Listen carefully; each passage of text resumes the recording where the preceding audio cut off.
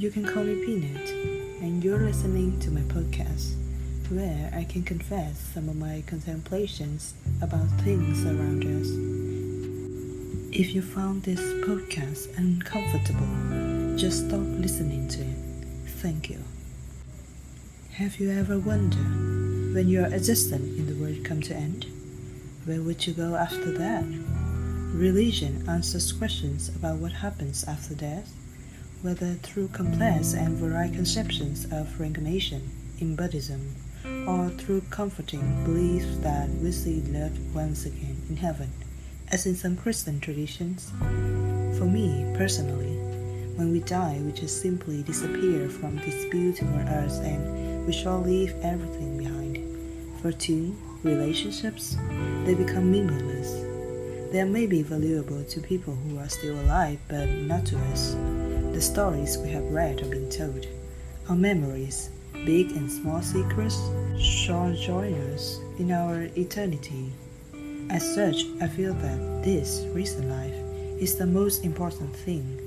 I believe we should live a life that's worth living and treat people in our life with kindness while they are still here. Death is something inescapable.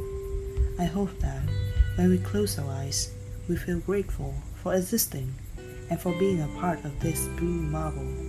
It's the least we can do, isn't it?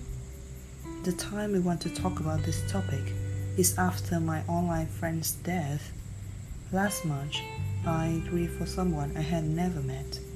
He passed away because of appendicitis. I first met him through mutual friends in an online game back in 2019. We mainly chat every day and he was an amazing artist.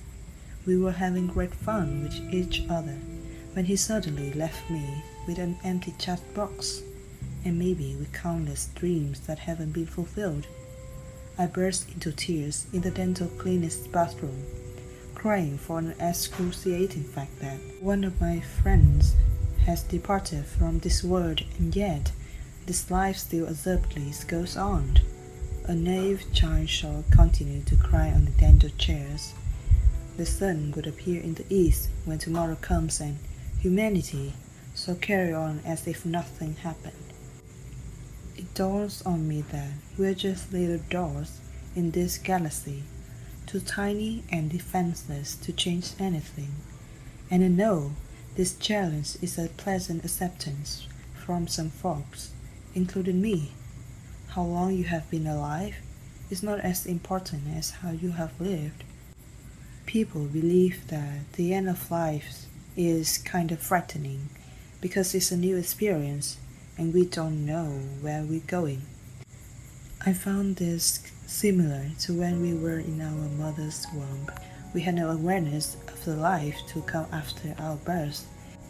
We had no advanced knowledge that we would be born into a world that has pizza and flowers and hills and valleys and trains. We had no idea that such a beautiful earth exists. And yet it did.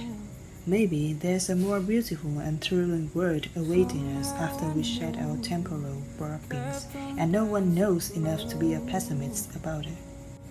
And I fancy the thought that if we could be satisfied with our life, even death shall feel like a warm hug. So I hope at the end of your last chapter, there will be no remorse. Clean your life, whether it's agreeing to risk or being able to express your feelings. Even if all of that ends in a mistake, just know you are contributing to a rich realm of human cycles, making life more than it could ever be. Your existence is a spring that can't be replaced. At last, I would like to close on some parting words a wise man once said. I have no regrets in meeting you, my friend.